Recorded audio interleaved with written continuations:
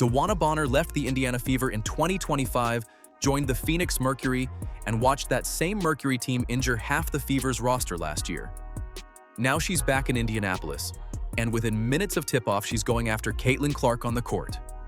6 technical fouls in 8 seconds. 1 ejection. Alyssa Thomas threw a full elbow at Caitlin Clark, and the refs called the foul on Clark. Bonner spent the whole game getting in Clark's face, and when Clark clapped at a bad call, she picked up a technical. The fix felt in from the first whistle. But here's what nobody saw coming.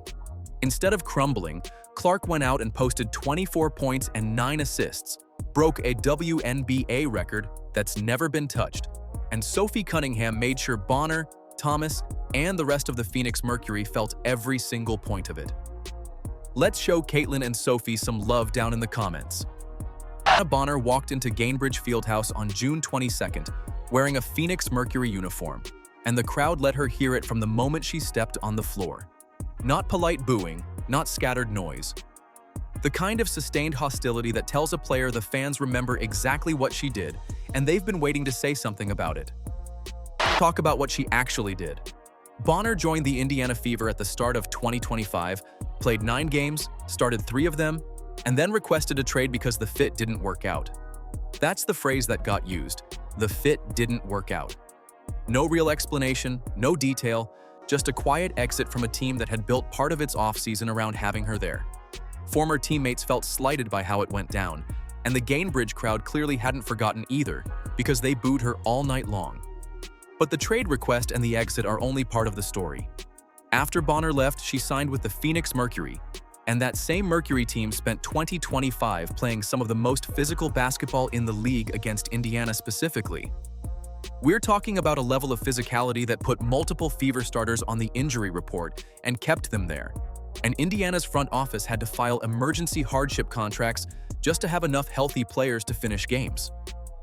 Hardship contracts in the WNBA mean a team's roster has gotten so depleted by injuries that the league lets them sign extra players outside the normal roster rules. The Fever needed that because of how beat up they got. And Phoenix was a big part of why. Colson snagging that offensive rebound. Good job. Yeah, the Colson, who was in Vegas, won some championships, and it was her birthday. She turned 36. So when Bonner came back to Indianapolis with the Mercury on June 22nd, the fans in that building weren't just reacting to a player who requested a trade. They were reacting to everything that followed because, in their minds, those things are connected. Bonner left, joined Phoenix, and then Phoenix spent a season physically hammering their team. Right or wrong, that's the sequence of events the Gainbridge crowd had been sitting with for over a year. Bonner came into this game with an edge from the opening minutes, getting into Clark's space, jawing at her, doing the kind of constant low-level irritation that's designed to throw a player off their game. It didn't feel like competitive trash talk between 2 players who respect each other. It felt like Bonner had something personal she wanted to work out on the court, and Clark was the target she'd chosen.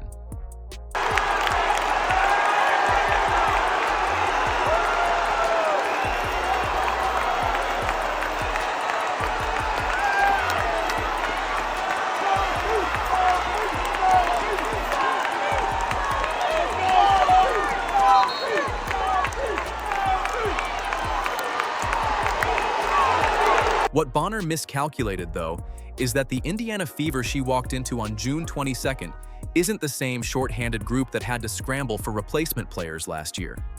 The roster around Clark looks different now.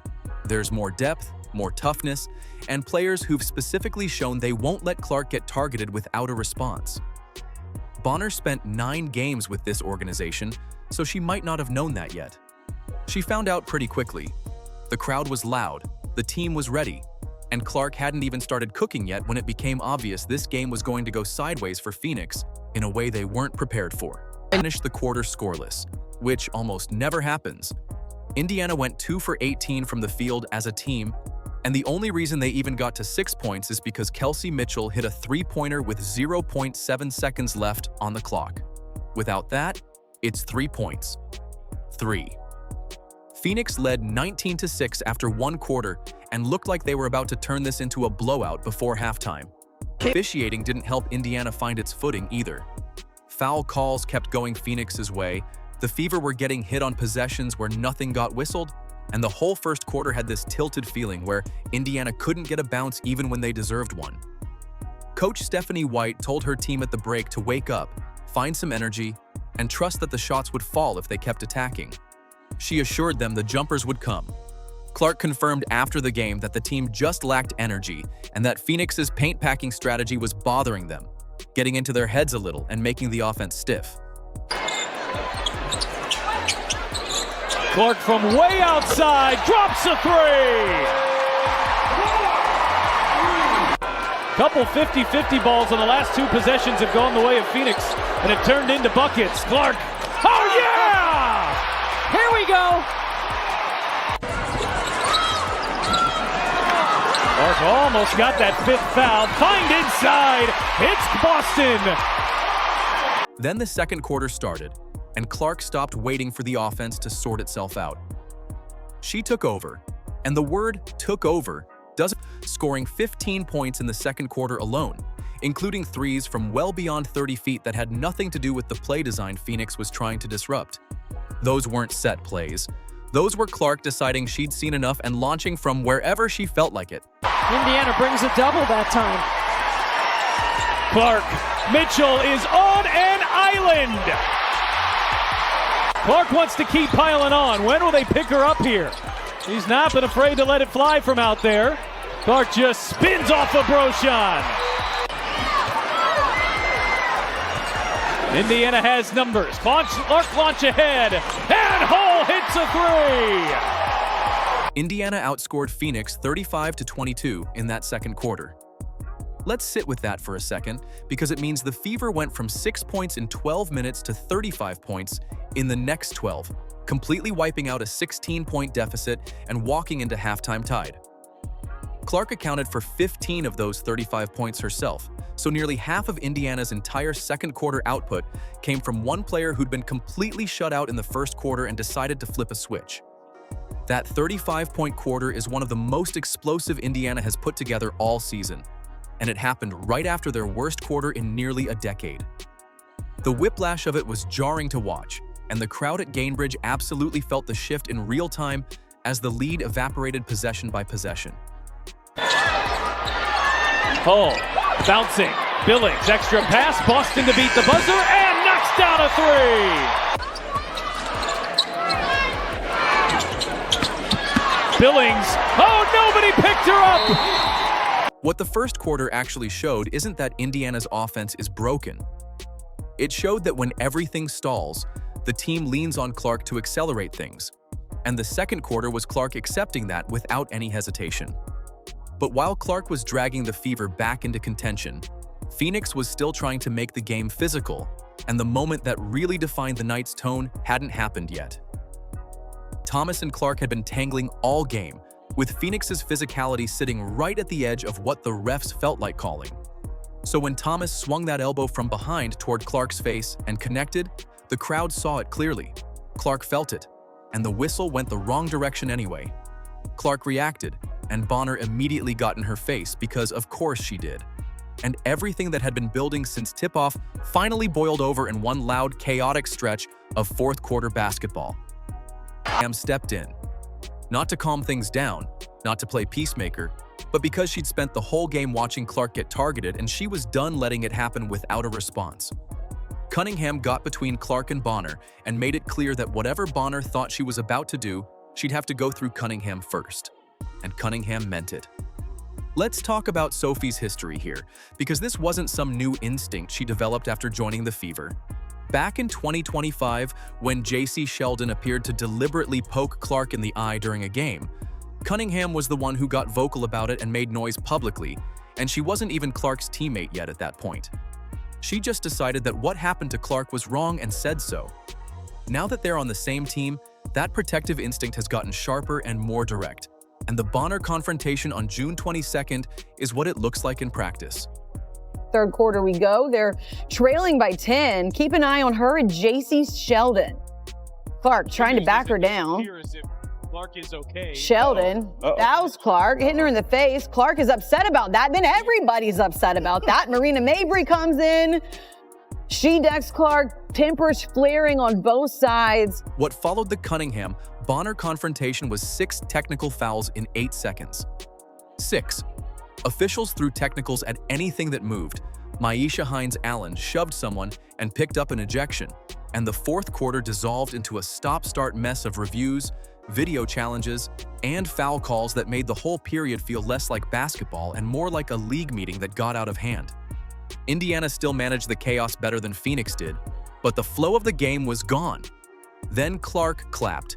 She clapped her hands at a bad call, the way players do roughly 40 times every game across the entire league without anyone blinking, and she collected her 5th technical foul of the season. Her 5th. For clapping. Players yell at refs, turn their backs on calls, wave their arms, and do far more than Clark did on that play without getting whistled. But Clark put her hands together near a referee who'd been making questionable decisions all night and picked up a technical for it. The double standard in that moment wasn't subtle. But here's where it gets interesting. Right after all those scuffles and all those technicals, Bonner went to the free throw line and missed. Then Thomas went to the free throw line and missed too. Clark, who'd watched the officiating tilt against her team for 3+ quarters, noticed. She didn't say a word on the court, but her reaction told the whole story, and every person in Gainbridge understood exactly what was happening. Ball don't lie is a phrase for a reason. Cunningham's role in this game went well beyond one confrontation with Bonner. She's the player on Indiana's roster who's figured out that opposing teams target Clark as a deliberate strategy, and she's appointed herself the person who makes that strategy expensive. Clark finished with 24 points, 9 assists, and only 3 turnovers in 29 minutes, shooting 8 for 17 from the field. And that assist number tells you everything about how Indiana actually won this game. 9 assists means 9 possessions, where Clark created a clean look and a teammate converted it. And when you're doing that while also scoring 24 yourself, the defense has absolutely no answer for you.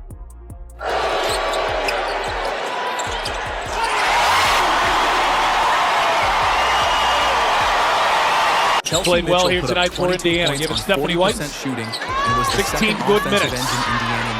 Mitchell shot clock down to 4, putting up the moves, and knocking it down! She can pull up off the dribble, attack closeouts, and get to her spots without anyone setting a screen. So Phoenix couldn't just collapse their whole defense toward Clark and leave Mitchell open. They had to respect both of them at the same time, and that's a losing battle. Mitchell's 22 points were a direct result of Phoenix having no good answer for 2 players who can each score on their own terms.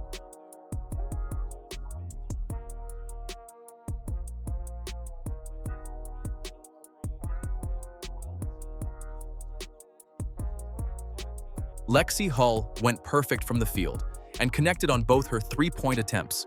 And while that stat line won't dominate anyone's highlights, it absolutely shaped what Indiana's offense could do all night.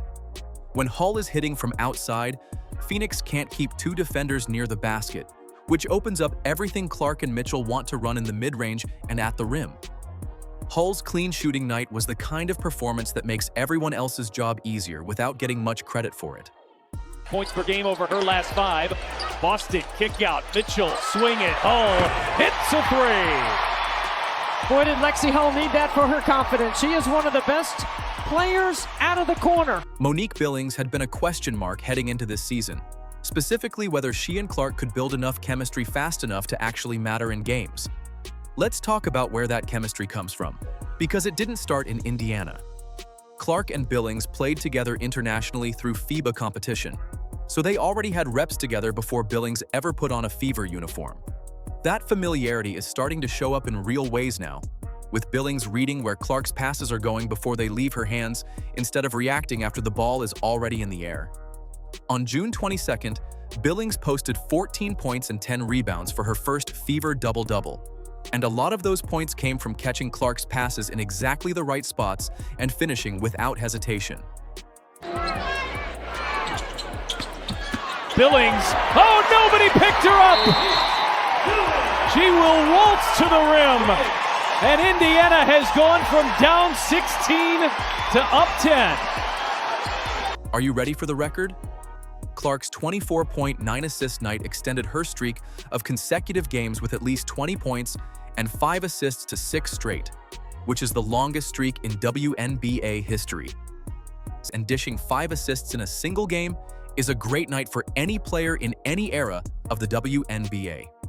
Doing it 6 games in a row means you're operating as the primary scorer and the primary playmaker simultaneously, game after game, even when the other team is scheming specifically to stop you from doing exactly that. Those two— She said, the GOAT right here. Vote her all-star.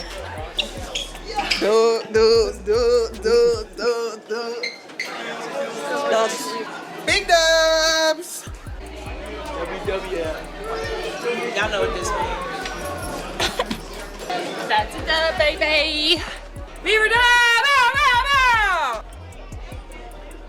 Dub City, baby. Come back Wednesday. Dubs in the chat. Look at all my beautiful teammates, y'all. That's what we do. Indiana Fever, baby. Indiana won 86-77, and that final margin doesn't capture how much of the night the Fever spent clawing back from a 6-point first quarter, absorbing bad calls, and managing a fourth quarter that dissolved into technical fouls and an ejection before they finally got enough separation to breathe. Clark walked out of Gainbridge and told reporters exactly what happened. "It's ridiculous. I got a technical for clapping. No spin, no diplomacy, just the plain truth about a night where the officiating went sideways and she still dropped 24 points and 9 assists anyway." Clark appreciated every teammate who had her back, saying she's grateful to have players who will go to battle for each other. Bonner came back to Indianapolis, spent the night in Clark's face, missed her free throws after the scuffle, and rode the bus home with a loss. Let's show Caitlin and Sophie some love down in the comments. And don't forget to like, subscribe, and turn on all notifications as we're bringing you all the action and top stories. Click the video on the screen, and we'll see you in the next one.